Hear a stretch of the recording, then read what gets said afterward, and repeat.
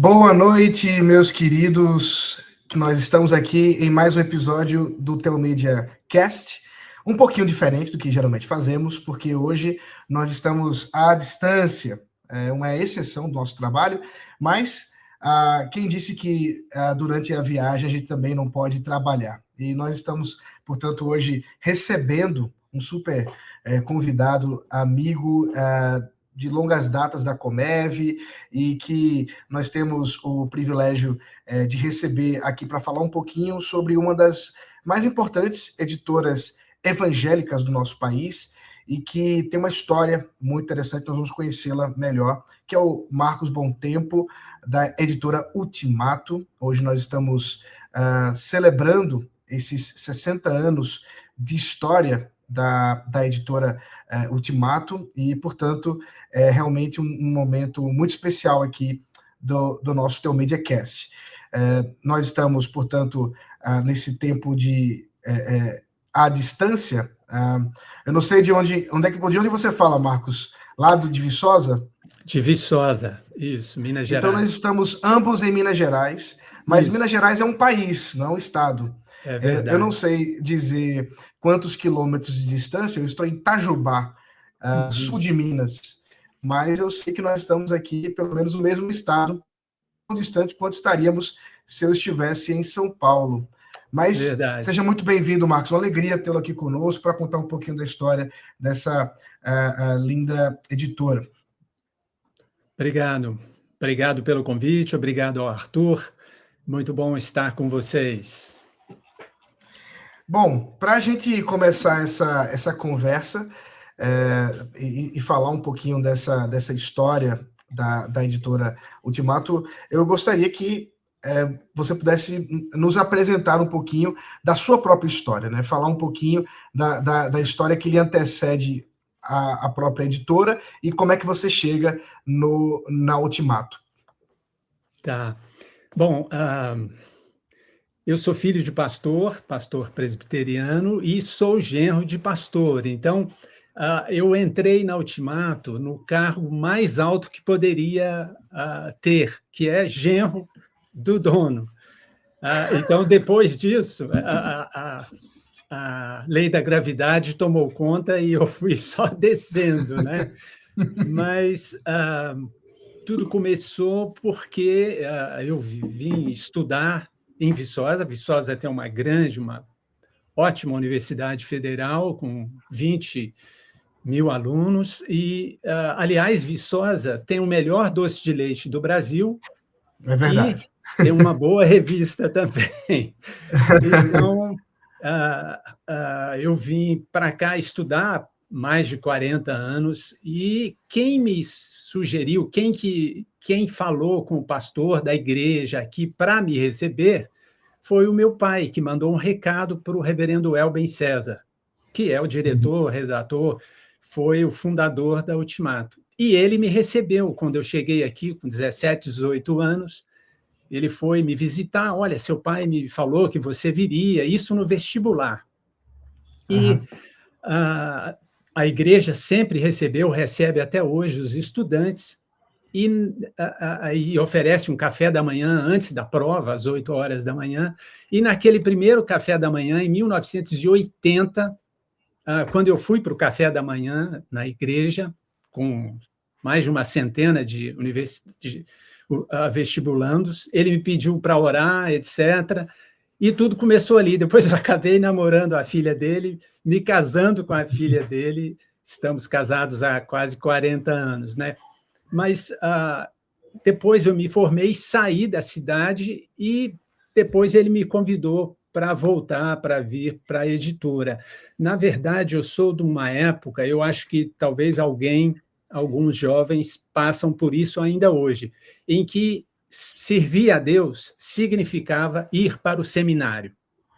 E, na minha casa, eu era a última esperança, porque sou o mais novo, do meu pai, que é pastor, que eu fosse para Campinas.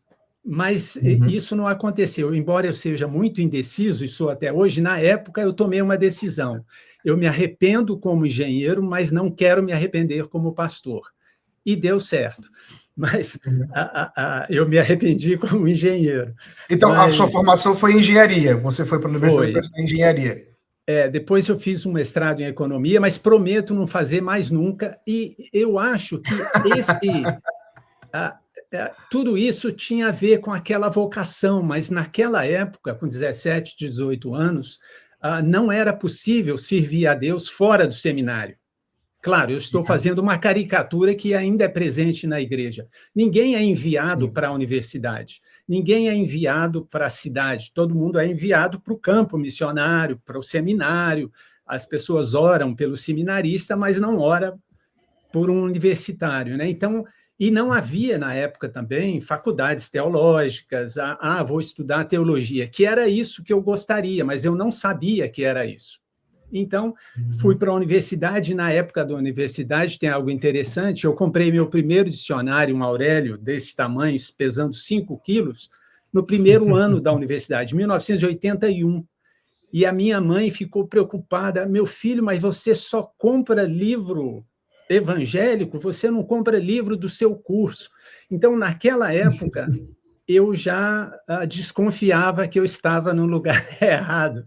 Bom, depois aconteceu isso, eu acabei vindo para a editora e começamos em 85, embora a editora tenha começado em 68, a revista tenha começado em 68.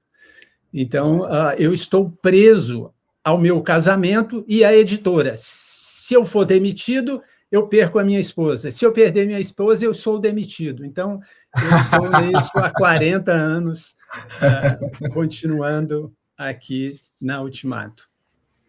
Que interessante. Bom, apesar de tantos erros, muito entre aspas, a providência de Deus foi conduzindo essa história e dos erros, muitos acertos, né? Desde a esposa, como também a Ultimato, né? Sim, sim, só a graça de Deus para fazer isso. É verdade. Que bênção, que bênção. Então, em 85, de fato, você começa a trabalhar na editora, é isso? Sim, sim. Começamos É, assim. Aliás, a primeira revista na qual eu estive bastante presente, e o reverendo Francisco Leonardo, onde você está hoje, participou disso de sim. algum modo. Eu passei o Aham, mês de julho em Recife, no seminário. Eu fui hospedado no seminário de Recife, o Seminário Presbiteriano do Norte, do Norte. porque eu Aham, estava conversando com alguns pastores, tentando pedir apoio para a Ultimato, e fui na Universidade Federal de Pernambuco conversar com aham, Robson Cavalcante certo. sobre a Assembleia Constituinte, sobre a nova Constituição que foi votada em 88.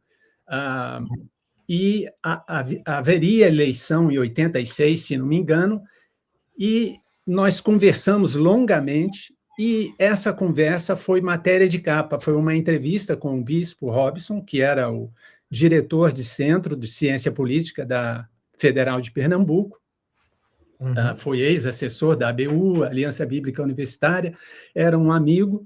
Então, essa matéria, essa conversa com ele foi capa dessa revista, que é Outubro de 1985, sobre a participação política dos protestantes e a nova Constituinte, etc, etc. Então, isso foi bem Uhum. marcante para mim, especialmente porque foi esse começo. E o reverendo Elben ligou para o reverendo Francisco pedindo hospedagem no seminário, e lá eu conheci alguns pastores que estão por aí, porque isso tem 41 anos. Não, tem Sim, 85? 41. 41 É isso anos. mesmo.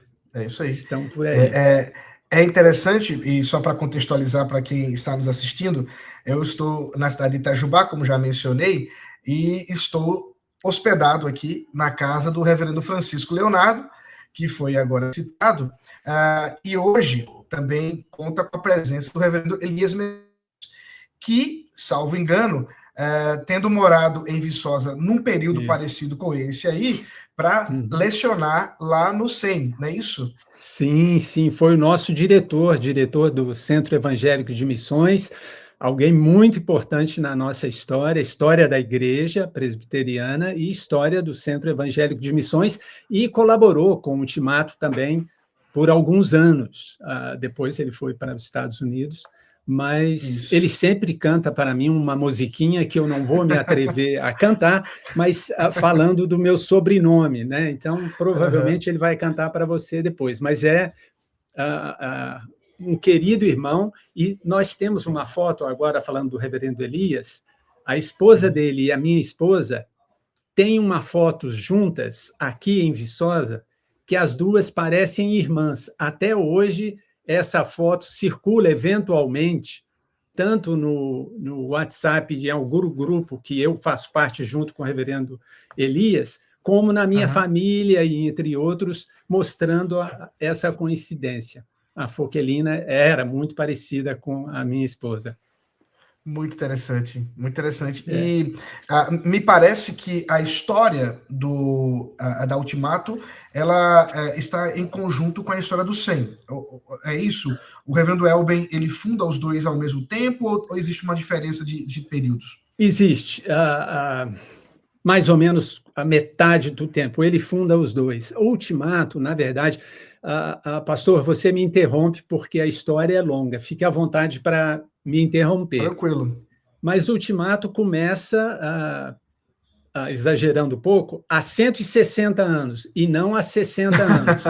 Nós celebramos agora 58 anos, estamos rumo aos 60, em um ano e meio a gente celebra 60 anos, com a graça de Deus, mas há 160 anos, na década de 1860, quando Simonton chegou ao Brasil, isso tem tudo a ver com a nossa história, influenciou muito a nossa história. Acho que quase todos sabem, Simonton, Ashbel Green Simonton, é o pastor norte-americano, missionário, que fundou e organizou a Igreja Presbiteriana no Brasil. Aliás, ele organizou o primeiro presbitério do país, a primeira escola confessional do Brasil, fundou, e isso é especial para a gente, fundou o primeiro jornal protestante da América do Sul, que é o Imprensa Evangélica, e depois de fazer tudo isso, ele fez 34 anos e morreu. Então, é incrível a história de Simonton.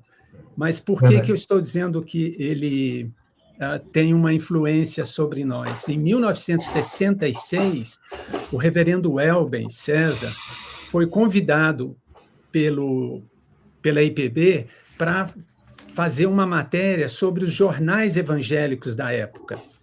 Ele foi para São Paulo, ele estava em São Paulo, e ele deveria fazer uma pesquisa e escrever artigos sobre isso. E ele percebeu que naquela década, em 1960, não havia nenhum jornal, nenhuma revista não denominacional no país. Só existia o Jornal Batista, o Imprensa Metodista, o Mensageiro da Paz, que é da Assembleia de Deus, o Brasil Presbiteriano.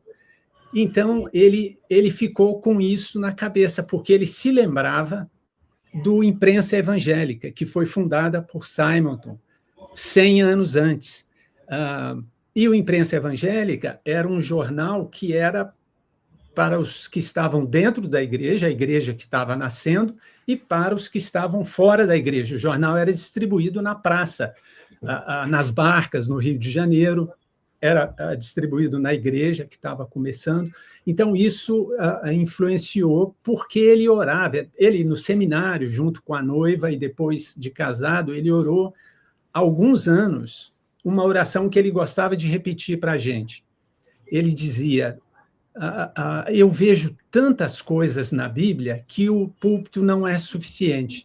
E ele pedia para Deus uma resposta, algo, né, o que eu posso fazer mais? E, claro, nessa época, pensava-se em rádio, em algo diferente, nunca num jornal. Mas quando ele fez esse trabalho e conheceu de perto essa história de Simonton e a história do Imprensa Evangélica, isso veio à mente, e aí ele consultou muita gente e começou a pensar sobre isso, e em 68 nasceu, foi publicada a primeira edição do então jornal. Começou como jornal, um tabloide, como são os jornais hoje, em 1968, em janeiro, então foi publicada a primeira edição, que foi bancada pela Igreja Presbiteriana de Viçosa, que ele plantou aqui na cidade. E foi só essa primeira edição, e depois começaram as assinaturas, a publicidade, e a história continua. Tem muita coisa pela frente.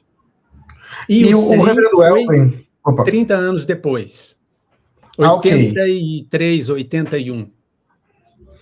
O Reverendo Elben, ele estuda no Seminário de Campinas.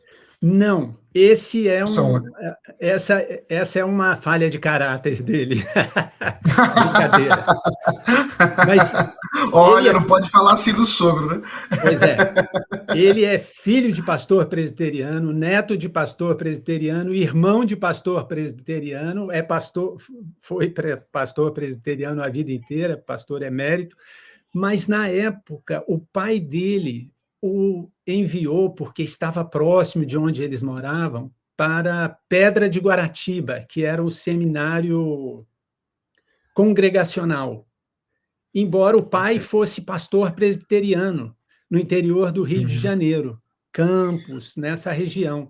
Então, estava próximo da casa dele, e aí foi algo que escapou, e ele foi, então, para o seminário, mas foi apresentado ao presbitério como seminarista, e o presbitério o encaminhou imediatamente para o campo e para as igrejas presbiterianas.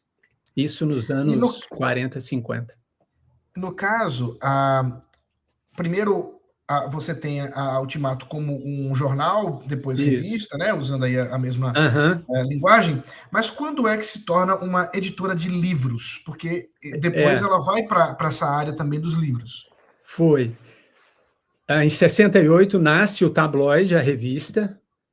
Eu preciso dizer que desde então são 58 anos de publicação ininterrupta. Nós acabamos de lançar a edição 420, então são 420 edições ao longo desses 58 anos. Em 76, 8 anos depois, ela se torna revista, ainda em preto e branco na época, e depois, em 95, passa a ser uma revista colorida. Em 93, o que aconteceu? Isso tem 33 anos. Os nossos colunistas sempre foram muito conhecidas, e nós percebemos que os colaboradores, os colunistas da revista, estavam publicando pela Casa Editora Presbiteriana, pela Mundo Cristão, pela Vida Nova, pela Editora Vida, e nós pensamos, eles são os nossos colunistas, são conhecidos pela revista e estão publicando em outras editoras. Está tudo bem, mas isso nos deu... Quem sabe a gente também não pode publicar, né? Então, isso foi algo interessante, porque naquela época, final dos anos 80, início dos anos 90, de cada 10 títulos publicados no Brasil, títulos evangélicos, 8 eram traduzidos, ou 9, 1 ou 2, no máximo, eram de autores nacionais. E por conta da revista e do nosso contato direto com o público, com colunistas e colaboradores diversos, isso facilitou. Nós começamos exatamente o contrário. Publicamos durante 5, 10 anos 8 títulos nacionais e 2 estrangeiros. Depois, as coisas mudaram em todas as editoras. Hoje, nós temos essa diversidade. Então, livros nós começamos em 93, há 33 anos. O próprio Reverendo Francisco publicou livros na Ultimato, não é isso? Sim, um livro muito precioso para nós, sobre eleição, em que ele demonstra no livro algo que ele faz e fez em muitas igrejas no país, que é quem chamou você? Foi Deus que te chamou? Você... ele faz a figura de entrar no tabernáculo, etc., o desenho do tabernáculo, que agora me escapa, mas que eu já vi fazendo isso, e a gente fez isso no livro. É isso mesmo, é isso mesmo. O flanelógrafo dele, dado pelo seu pai, uns 70 anos, ainda continua sendo usado quando ele vai dar essa aula do tabernáculo, inclusive. Que legal, que Muito bom. interessante. E Sim. então, a editora e também publicando revistas, livros, ela vai ganhando, né, o mercado editorial, mas sempre mantendo essa vertente evangélica, sem, Claro. contudo, abraçar nenhuma confissão denominacional, né? Apesar de boa parte dos que estão por ali por trás serem presbiterianos. É isso? Isso. O reverendo Elben, nós nunca abrimos mão ou escondemos que somos da igreja presbiteriana. Mas, desde o início, ele queria... a ideia era ter especialistas em determinadas áreas. Por exemplo, o reverendo Júlio Andrade Ferreira, ou o reverendo de Juiz de Fora, que escrevia sobre português na Bíblia, que eu não me lembro o nome, a Henriqueta Braga, que escrevia sobre hinos, etc. Então, ele foi convidando, e isso foi mudando.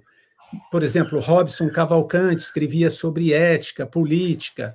Depois, o reverendo Ricardo Barbosa, também, sobre né? espiritualidade. O Alderi, reverendo Alderi, sobre história.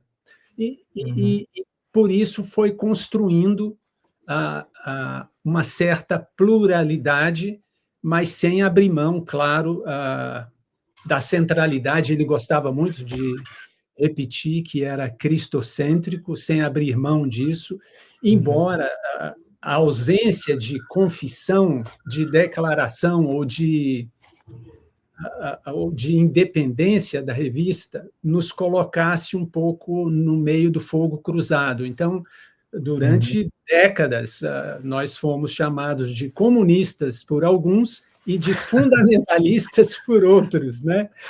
E a gente sempre pedia para eles resolverem o nosso caso, né? Então, ficamos com esse problema de identidade durante muitos anos.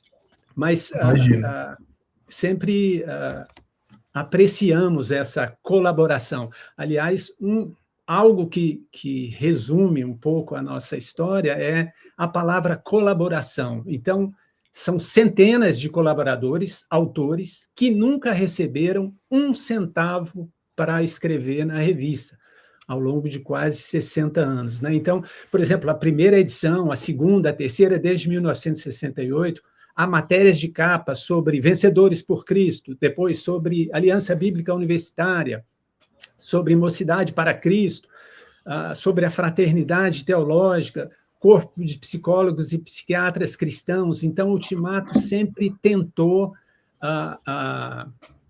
trabalhar um pouco da diversidade, tentando manter a unidade naquilo que era essencial, né? Então, essa colaboração, esse andar junto com os outros, sempre foi uma marca que nós herdamos do reverendo Elben César.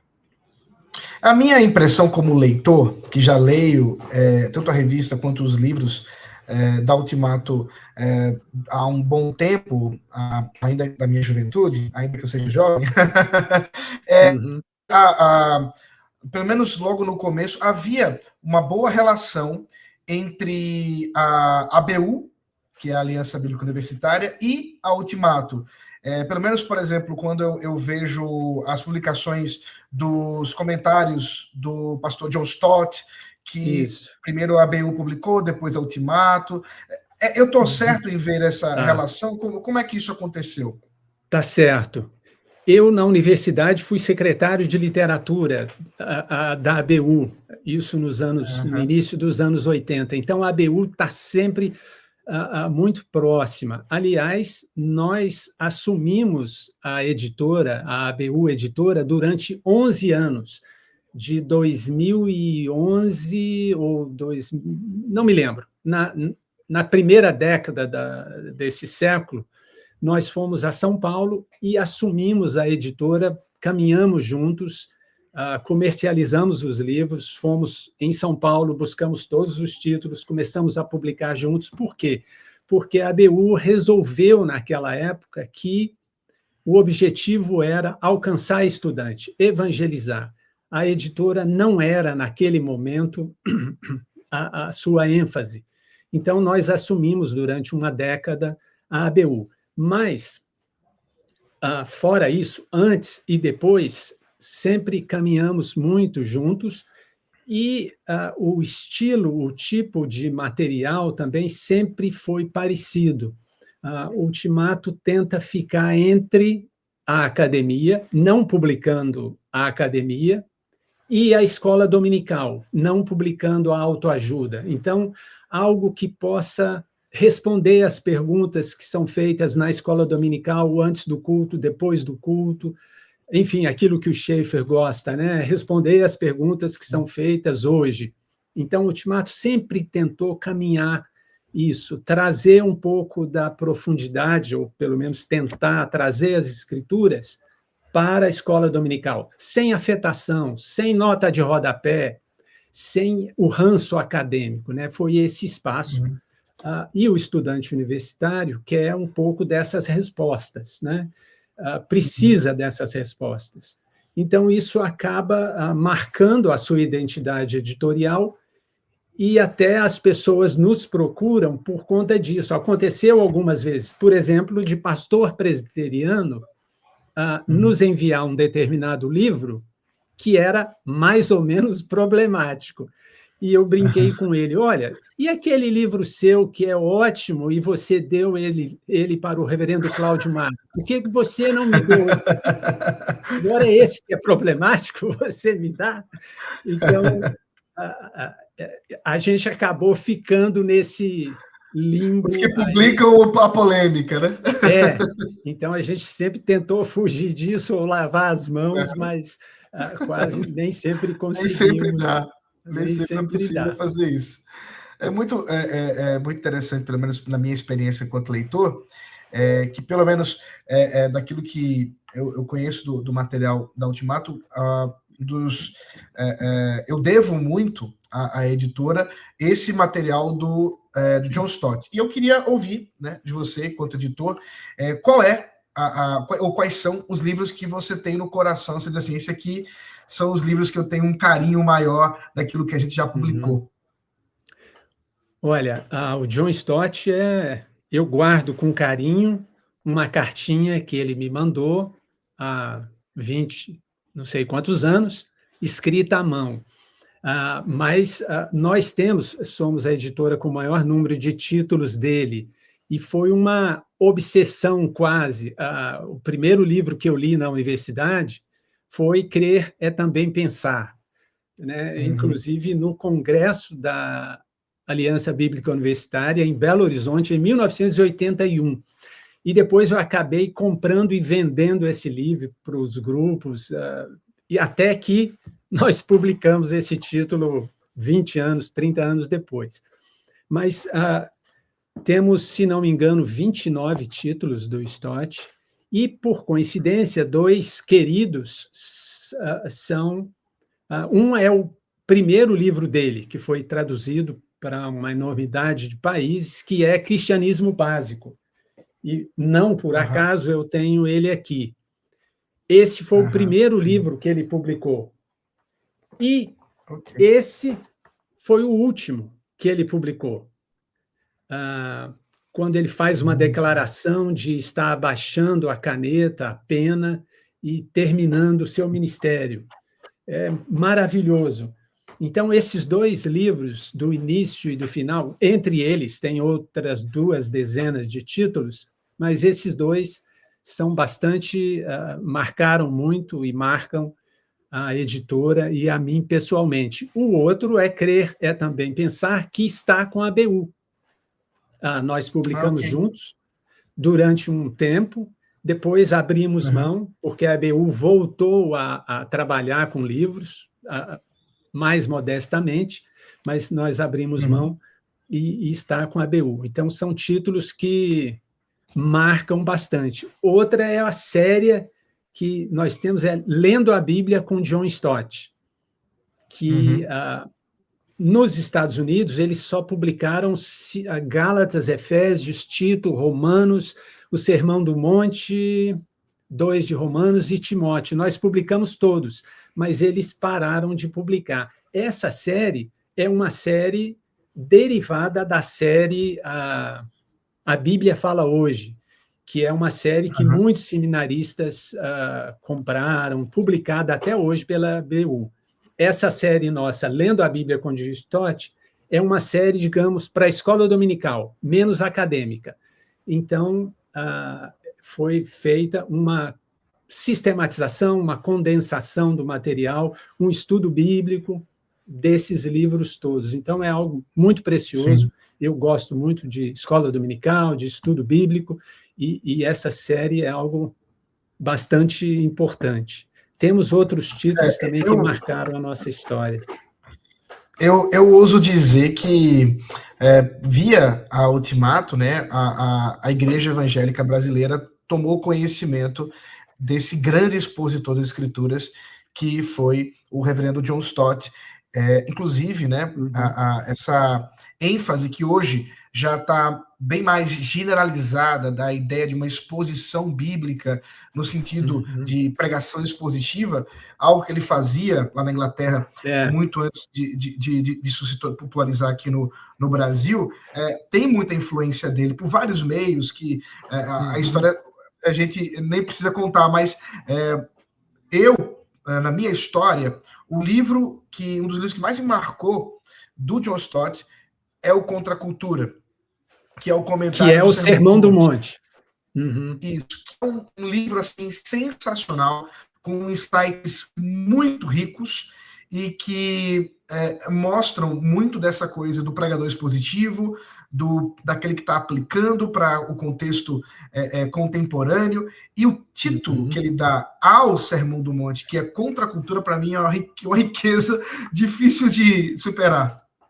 Maravilhoso. Hoje, por coincidência, hoje no nosso café, quando nós oramos aqui na editora, nós ouvimos um relatório do congresso que acabou de acontecer, o Congresso da Aliança Bíblica Universitária. Aconteceu no interior de São Paulo, mais de 600 estudantes estavam lá, com vários pastores, líderes, e nós conversamos, alguém me perguntou como era mesmo o nome do livro do Stott e tal, eu falei, Contra a Cultura Cristã, que eu tenho todo despedaçado, porque são muitos anos, e depois eles mudaram para a mensagem do Sermão do Monte, para combinar com a série inteira, a mensagem de Efésios, a mensagem de Gálatas, etc., etc., aí mudaram para a mensagem do Sermão do Monte, mas é maravilhoso aprender e responder um monte de perguntas com aquele livro. Algo que acho que falta às nossas igrejas. Outro dia, perdão falar isso, mas outro dia eu não estava dando aula, estava na escola dominical, e alguém fez uma pergunta que leu um texto e fez uma pergunta. E a pergunta estava no versículo 2, a resposta, melhor dizendo, estava no versículo 2. E a sala ficou uns 15 minutos conversando e chutando as respostas, e a resposta estava no versículo 2.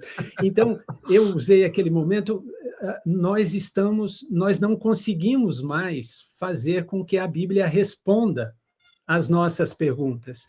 E acho que isso é um pouco de a falta ou ausência do estudo bíblico indutivo, a exposição das Escrituras.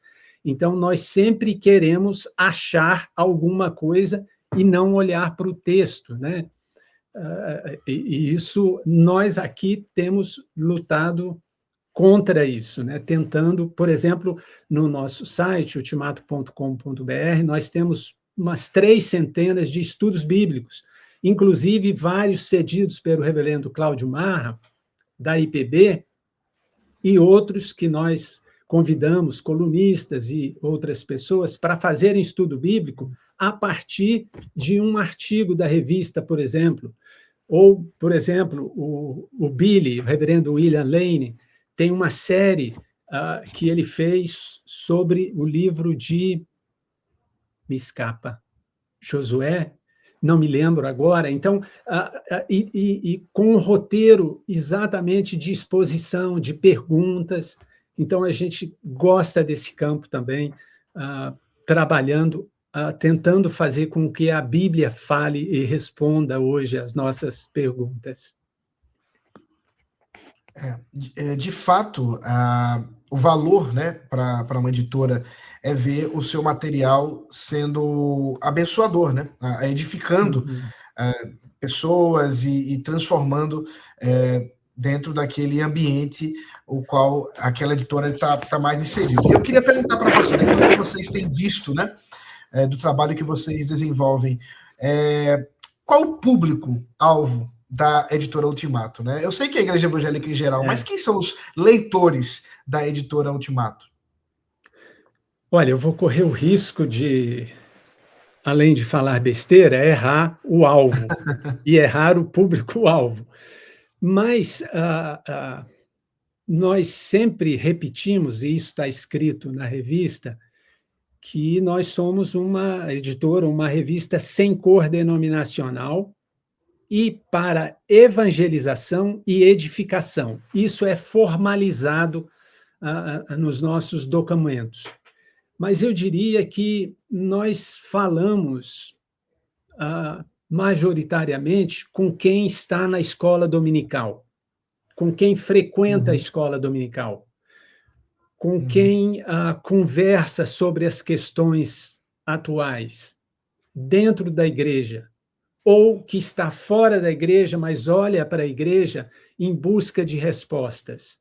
Então, o nosso público é esse público que não está na academia e não está no berçário, né? Então, nós tentamos fazer esse diálogo ou alcançar.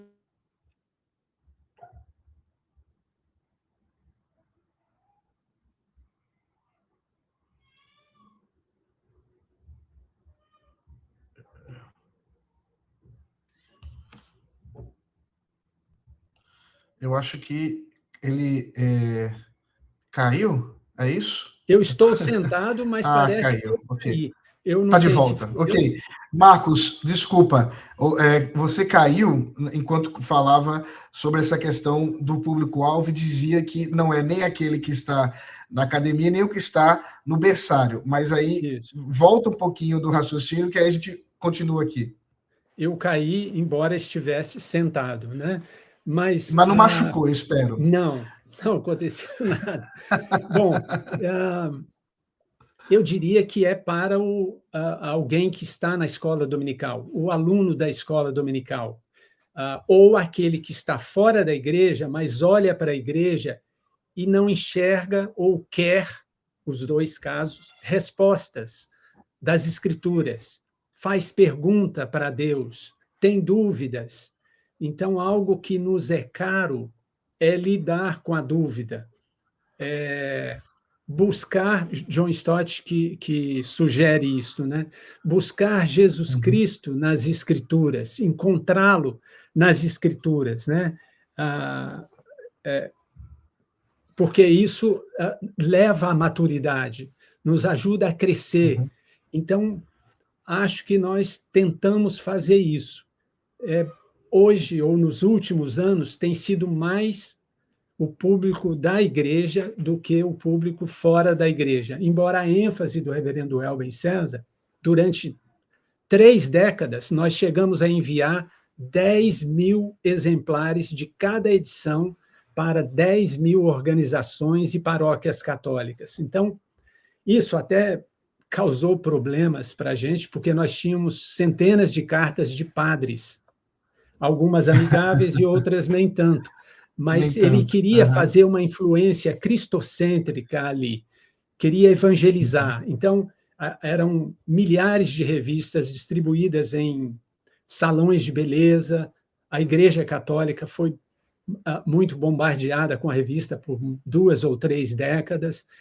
Só que essa ênfase, os tempos mudaram, essa ênfase mudou e ficou um pouco mais a igreja, esse público que não é a academia e não é infantil, digamos.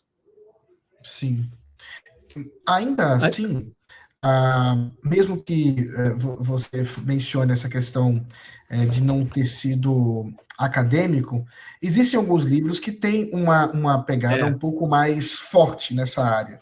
Eu sim, me lembro, por exemplo, de um livro que vocês têm sobre Freud. Se eu não estou isso. enganado, É, E esse ele tem uma densidade, não é isso? Esse livro é maravilhoso. Eu desconfiei que poderia aparecer, eu peguei ele aqui. Olha ele aí, esse aí, exatamente, Lewis e Freud. Deus em Questão, C.S. Lewis e Freud debatem Deus, amor, sexo e o sentido da vida. Aliás, eu vou fazer uma propaganda inversa. Quem tiver o Prime, Amazon Prime, o Prime Video, pode assistir o filme que foi feito a partir desse livro. É a última sessão de Freud, que é a peça que surgiu do livro. Essa peça também rodou o Brasil, ainda está por aí, maravilhosa, embora na peça eles escondem um pouquinho, e no filme também escondem um pouquinho o Lewis, mas esse livro ele está fazendo 20 anos que nós publicamos, foi logo depois que ele saiu nos Estados Unidos. Ele foi uma bênção para a gente o chama de long seller, que é aquele livro que não vende muito, mas vende sempre, né? Ele sempre entra nas universidades, etc. E o autor do livro, ele deu aula durante 25 anos em Harvard, na Escola de Medicina de Harvard, de medicina, sobre os dois. E ele fez com os alunos, e a tese dele era que quem acredita em Deus tem uma cabeça mais ou menos parecida com C.S. Lewis. E quem não acredita em Deus tem uma cabeça mais ou menos parecida com Freud. Então, ele coloca esses dois em diálogo e não chega a uma conclusão necessariamente. Então, é maravilhoso essa discussão, não é doutrinária, né? Mas é algo que nos ajudou muito a também trabalhar depois com outros títulos de pensadores, de psiquiatras cristãos. Por exemplo, Freud versus Deus, que é de um psiquiatra cristão que há 2 anos veio ao Brasil falar no Congresso Brasileiro de Psiquiatria, veja você. E ele é cristão. Então, é Freud versus Deus. Temos outros. Esse ano passado, nós lançamos Bíblia e Psique, nesse caso, só de autores, alguns presbiterianos, psiquiatras e psicólogos cristãos. Então, essa área, por conta também da nossa caminhada com o corpo de psicólogos e psiquiatras cristãos, sempre trabalhamos, atendemos também essa área. Como atendemos a arte, temos publicado sobre arte bastante, a questão social. Então, vamos caminhando pela cultura, pelas diferentes áreas, tentando atender esses públicos. Inclusive, eu posso também, mais um testemunho que eu vou dar aqui, né? Estou cheio de testemunhos, falando também dessa área de arte. Se eu não estou enganado, a Ultimato é uma das primeiras a publicar, de fato, um livro sobre arte, numa perspectiva, numa cosmovisão cristã, que foram, na verdade, quase que uma publicação dupla, que é o livro do Francis Schaeffer e do Hans Rockmacher. Como diria a minha sogra, Rockmacher. Isso. Ela fala corretamente. Então, ela é holandesa, então fica mais fácil. Isso. Mas ambos trabalham essa área da arte, numa perspectiva cristã, e que a Ultimato ela abriu as porteiras para falar sobre esse assunto. Os 2 livros são maravilhosos, inclusive, e isso faz parte dessa ousadia da histórica da Ultimato, não é isso? Esse livro, permita-me virar. Por acaso, estava aqui, hoje eu mexi nisso, mas quero mostrar. Eu estou olhando sua biblioteca aí atrás e estou falando aqui, deve ser isso. Deve ser isso. Esse é um CD, na época em que ainda se fazia CD, com os trabalhos completos de Huckmacher, né? Então, nós publicamos A Arte Não Precisa de Justificativa, que talvez seja o mais famoso, é pequenininho, é mais fácil de ler. Isso, mais publicamos fácil. Dele também A Arte Moderna e a Morte de uma Cultura. Depois publicamos a biografia dele também, Depois publicamos Engolidos pela Cultura Pop, que é um livro maravilhoso, mais moderno, sobre mídia, jornalismo, moda, etc. Lançamos o ano passado, esse também bastante reformado e holandês, O Cristão e a Arte em um Mundo em Desencanto, do Rodolfo Amorim. O Rodolfo é um grande tradutor de Kuyper, tradutor de Huckmacher, e alguém bastante envolvido com arte, com essas questões no Brasil. Trabalha com Labrie, etc., um discípulo de Schaeffer, e nós lançamos esse livro de autor nacional também, continuando nessa praia, digamos. Temos um outro livro que fez algum burburinho para o bem e para o mal, mas é um livro maravilhoso, que é do pastor Gerson Borges, que é Como Ser Evangélico Sem Deixar de Ser Brasileiro. Também a questão artística, a música, a arte, a literatura, e como isso atrapalha ou pode nos ajudar a crescer na vida cristã. Então, é um espaço que a gente também gosta e gostou de ocupar, embora não tenha tanto apelo comercial, né? Esse é um drama desses títulos. É um nicho. É um nicho, né, muito específico. De fato, não é aquele apelo maior que tem, ainda que é muito útil. Se eu não estou enganado, falando em arte, há um outro livro que vocês publicaram, que é o do Brian Godawa, Cinema e Fé Cristã. Cinema e Fé Cristã. Uhum. Isso, eu falo isso porque em inglês é Hollywood Worldviews, né? Cosmovisões de Hollywood. E é um livro sensacional, Eu mesmo uso ele para um monte de coisa, mais do que cinema, inclusive. Olha, então, sem querer, você está me dando um incentivo. Mais uma coincidência. Essa semana eu recebi da Intervast Press uma informação de que... Bom, eu sabia disso, mas para renovar o contrato, eles fizeram algumas atualizações, etc., e se a gente gostaria de colocar isso nessa nova edição.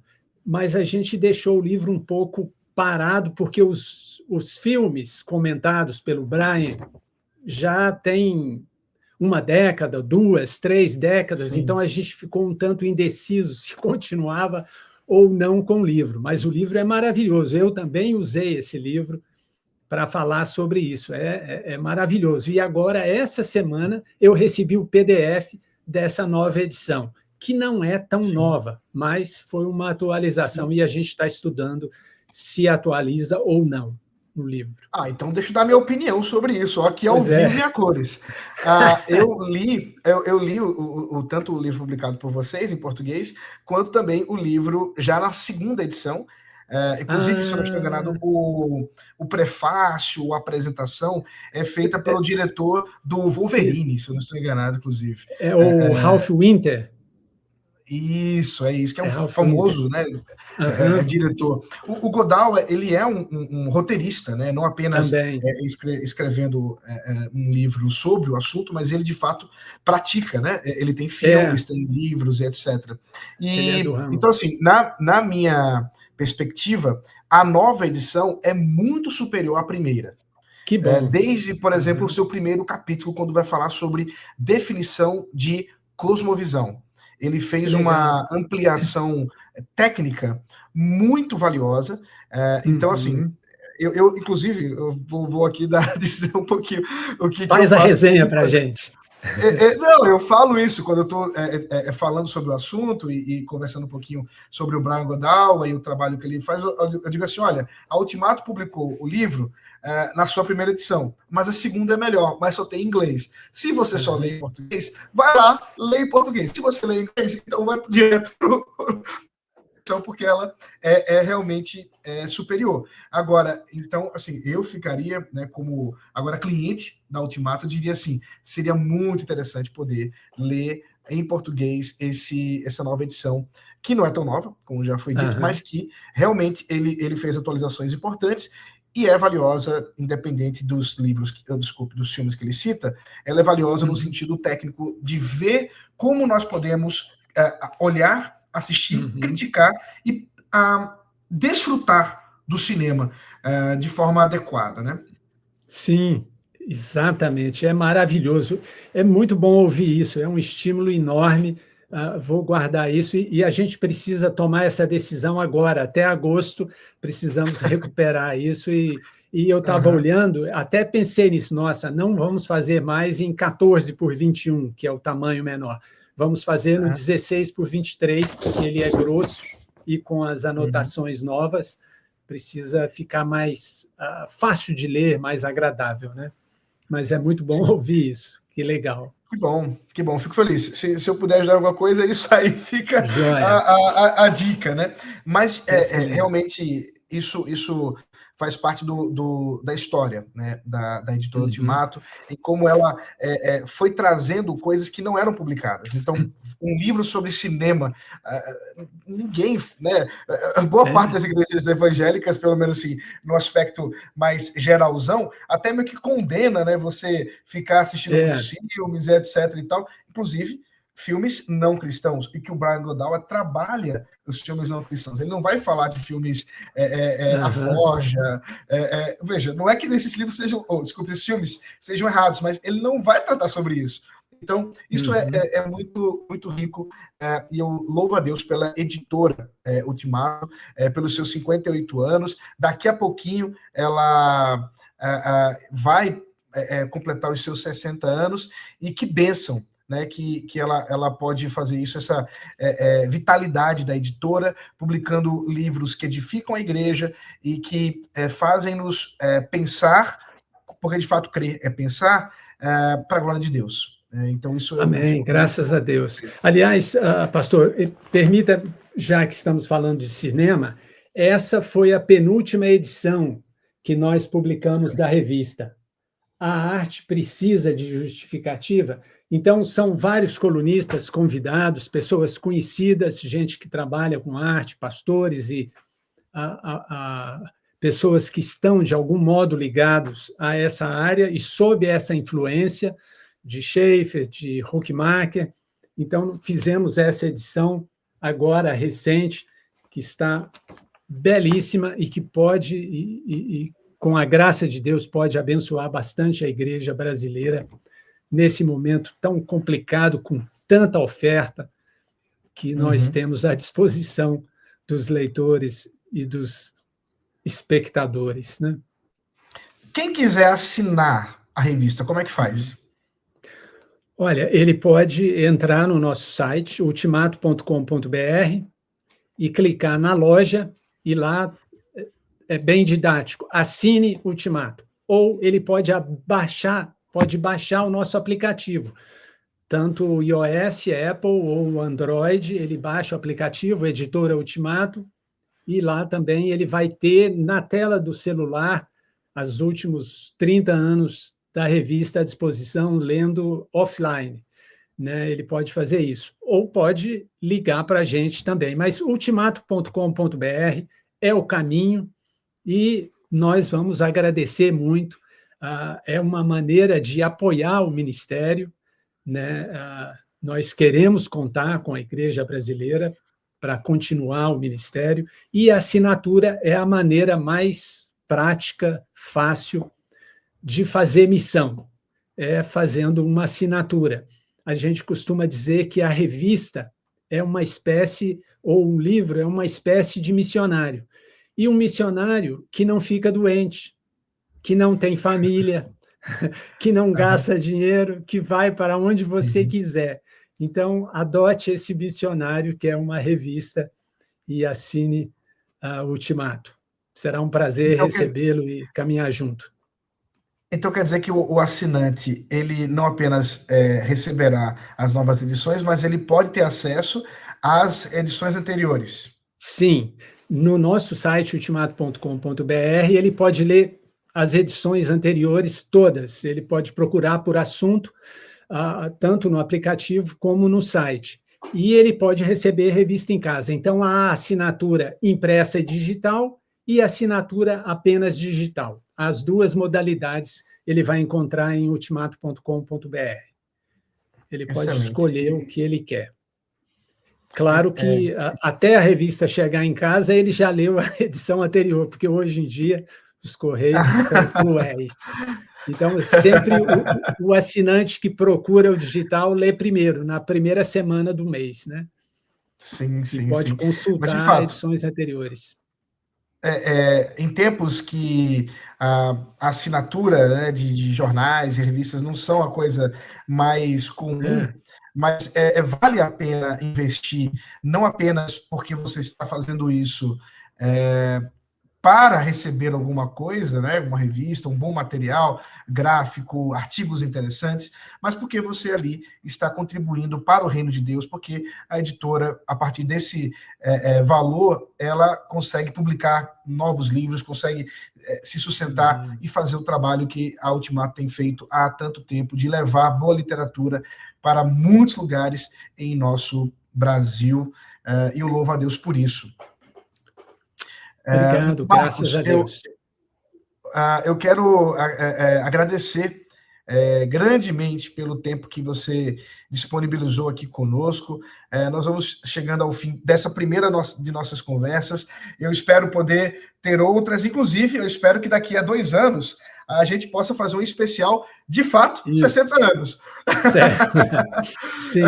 Quem sabe, né, a gente faz até um especial, eu vou aí em Viçosa para comer doce de leite e conhecer aí a editora, conhecer também o SEM, que tem parte da história da minha família, porque a minha esposa é neta do reverendo Francisco Leonardo, sobrinha do reverendo Elias Medeiros, então está aí o nosso desejo também, quem sabe levar os meus filhos também para conhecer essa região onde a parte da família esteve presente e tem parte da sua história ali também. Mas eu queria agradecer muito pelo tempo aqui e pedir que você nos desse aí as palavras finais desse nosso episódio de hoje.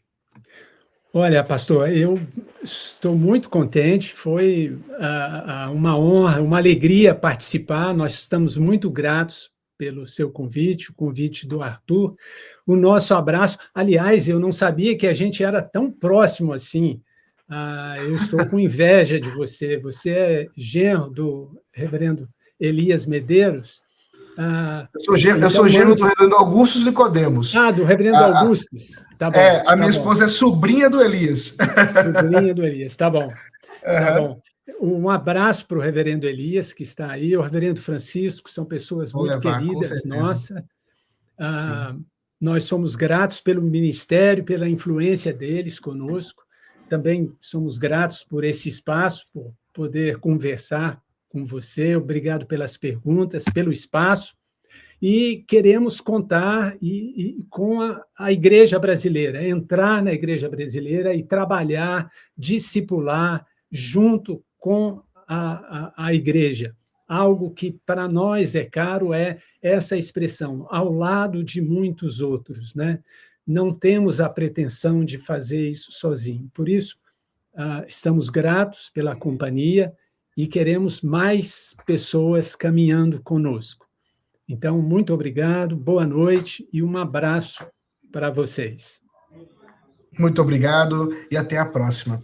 E para você que ficou conosco até agora, nós queremos encorajá-lo a não apenas assistindo esse episódio, mas assistir outros episódios nossos aqui no nosso canal do YouTube, também curtir, compartilhar e também conhecer a nossa plataforma de streaming, que é o Telmídia. Essa plataforma que tem filmes, séries cristãs, que você pode ali aproveitar em sua casa e poder assim ser edificado e também compartilhar isso. Que Deus abençoe e até o próximo episódio.